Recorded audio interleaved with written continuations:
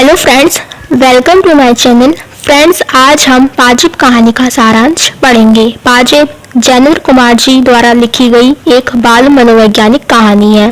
पाजिब कहानी आत्मकथनात्मक शैली में लिखी गई कहानी है। कहानी के प्रारंभ में मुन्नी ने जब पड़ोस की संग सहेलियों को नए किस्म की पाजिब पहने देखा तो हठ धारणा कर लिया कि उसे भी वैसे ही पाजिब चाहिए। माता पिता को बाल हट के सामने झुकना पड़ता है। दोपहर को बुआ आई, उसने अगले इतवार को पाजिब लाने का वादा किया। बच्चे जल्दी बहल जाते हैं। इतवार को बुआ पाजिब ले आई। मुन्नी पाजिब पहनकर खुश हो गई। घर आंगन बाहर भीतर घूमती फिरी, सबसे प्रशंसा पाने के लिए सबको दिखाती फिरी। भाई आशुतोष भी खुश हुआ। बच्चों में भोलापन तो होता ही है, साथ ही ईर्ष्या, हट और रूठना जैसी आदतें भी होती हैं।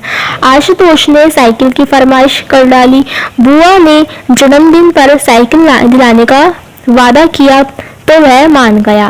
पाजिब का उत्साह थोड़ी देर में समाप्त हो गया। पाजिब उतार कर रख दी गई। एक दिन पाजिब न मिलने पर उसकी खोज हुई।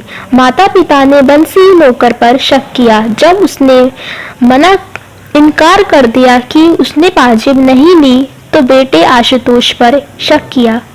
शक भी बिना किसी आधार, बिना तर्क छानबीन की।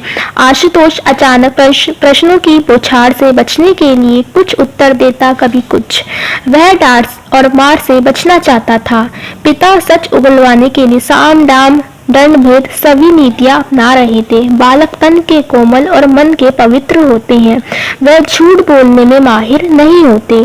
पिता ने जब पड़ोस बालक छुन्नू का नाम लिया तो आशुतोष ने जान बचाने के समर्थन में सर हिला दिया। जब उसे छुन्नू से पाजिब लाने को कहा गया तो आशुतोष ने कहा उसके पास नहीं हुई तो वह देगा कहां से। आशुतोष को पतंग का शौक था, फिर पतंग वाले पर शक हुआ। जब आशुतोष ने पतंग वाले के पास जाने से इनकार कर दिया, उधर छुन्नू की मां ने छुन्नू की पिटाई कर डाली। आड़े पीछे प्रश्नों से सत्य को कबूल करवाने की कोशिश की गई। अंत में जब आशुतोष को पकड़कर जबरदस्ती पतंग वाले के पास लेकर जा रहे थे, उसी समय बुआ जी आ जाती हैं। उनके पास कुछ जरूरी कागजात थे। वह अपनी बास्केट की जेब से पाजिब निकालकर रख देती है और कहती है कि वह भूल से उसके साथ चली गई थी। पाजिब को देखकर सब हड़प्रभ रह जाते हैं। पाजिब कहानी का उद्देश्य यह है कि फ्रेंड्स, पाजिब कहानी के माध्यम से जैनेंद्र कुमार जी ने पाठकों को यह दिखाना चाहते हैं कि माता पिता या अभिभावक कभी कभी बिना सोचे समझे अपने अनुभव या आयु के महत्व को दर्शाने के लिए बच्चों पर ऐसे आरोप थोप देते हैं जो सत्य होते हैं।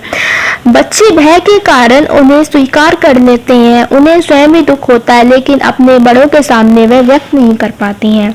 अतः माता पिता को सोचे समझे बच्चों पर संदेह नहीं करना चाहिए। इससे बच्चों के मन में माता पिता के लिए गलत धारणाएं बन जाती हैं। वह माता पिता को शत्रु ही समझने लगते हैं। बार बार विवश करने से उसमें अपराध वृत्ति आ जा सकती है।